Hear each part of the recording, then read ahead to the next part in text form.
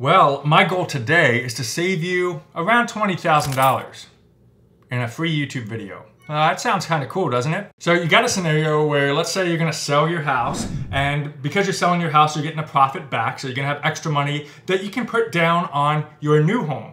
Or let's just say you have extra money and you're gonna get your first brand new home, so congratulations to you. And you're like, okay, I have a ton of money, I wanna put as much down as possible, right?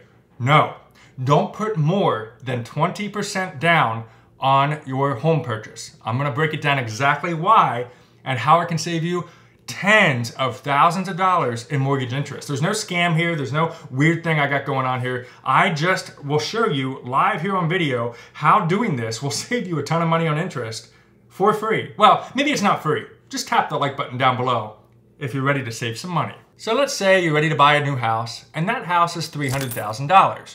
You want to put 20% down, but no more than that. The reason you want to put 20% down on your house is to avoid private mortgage insurance, PMI. Basically, this is to protect the mortgage lender in case you default on the loan. So if all of a sudden you decide, oops, I can't make my mortgage payments anymore, that protects them because they take out insurance on you. It doesn't benefit you at all, but you pay for it. And sometimes it can be like $50 or $100 or $200 or more per month. So that's the best thing about putting 20% down is you avoid that extra money. Basically, you're taking potentially, I don't know, $100 and you're literally lighting it on fire just to protect the mortgage company.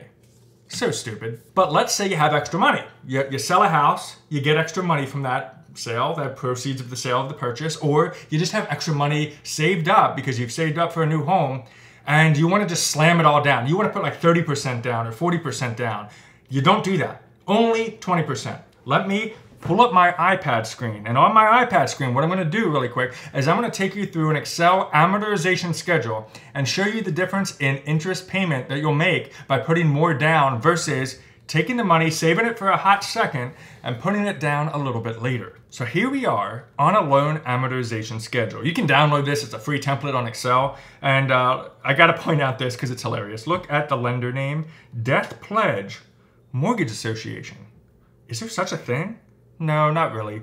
But did you know, fun fact, that mortgage, the actual definition, the derivative of mortgage, it stands for death pledge. I don't know about you, but when I take out a mortgage on a home, I don't want to be paying that dang mortgage until I die. But it almost seems like that's what they knew you were going to do. So mortgage, death pledge. So I had to call the lender name Death Pledge Mortgage Corporation. But let's say, for example, because you put 20% down, your actual mortgage amount will be $250,000. And then you have an annual interest rate of 2.5%. So congratulations, it's a very good mortgage interest rate. You have a loan period of 30 years. And it doesn't matter if it's a 30 or a 15. It doesn't really matter. This math will work either way. You have, of course, number of payments per year is 12, and we're going to start on 4/1/21. Now, you're going to see right here, of course, your very first payment is going to be on 4/1/2021. Your beginning balance is $250,000 right here. Your scheduled payment is $987.80. No extra payment yet, and that means because right now you're starting off, your principal is only going to be $466 of that $987 you put down, and interest of $520. Which means your ending balance at the first month will be $249,533. But I want to draw your attention to this at the top here. Look at this total interest column right here. The total interest over the course of this 30-year loan in this example is $105,608. Now, let's say you got $50,000 extra. So you put your 20% down, you got 50 grand just sitting around, and you were going to originally put it down as an additional down payment on the mortgage.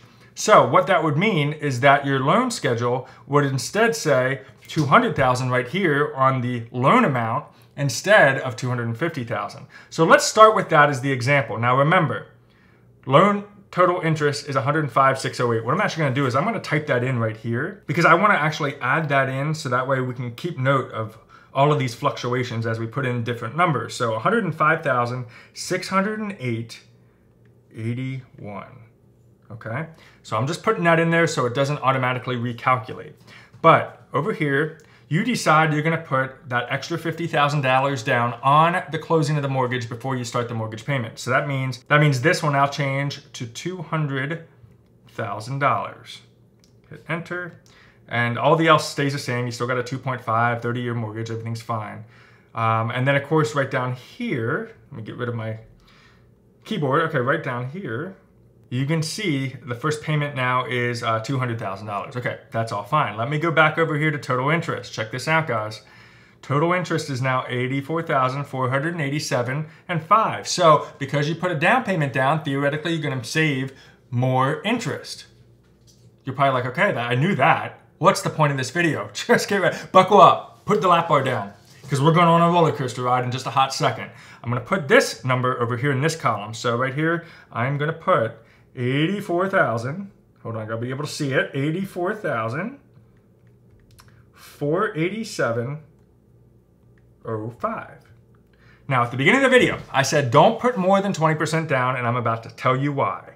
So, instead of doing that, you're gonna save your $50,000, which means that your total loan amount will go back up to $250,000.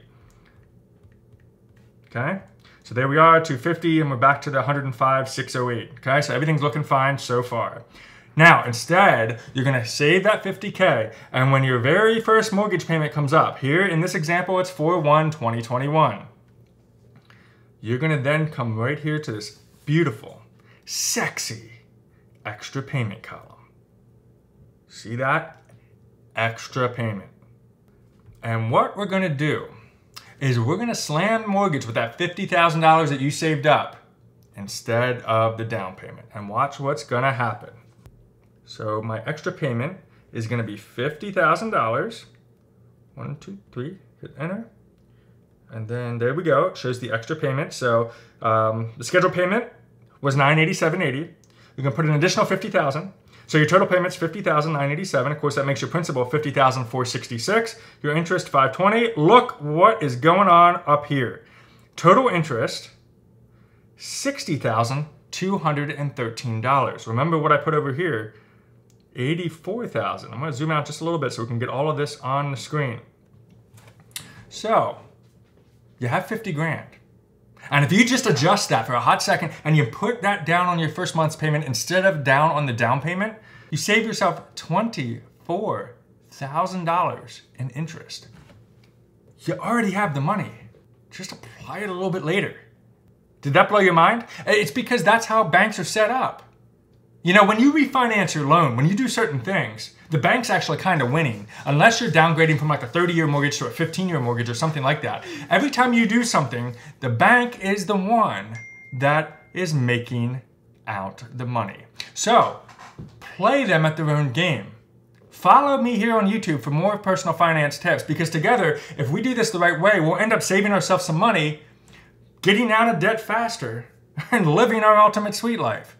If you found value in this video, tap the like. Here's some other videos that can help you with your everyday personal finance. But until next time, we'll see you on the next video.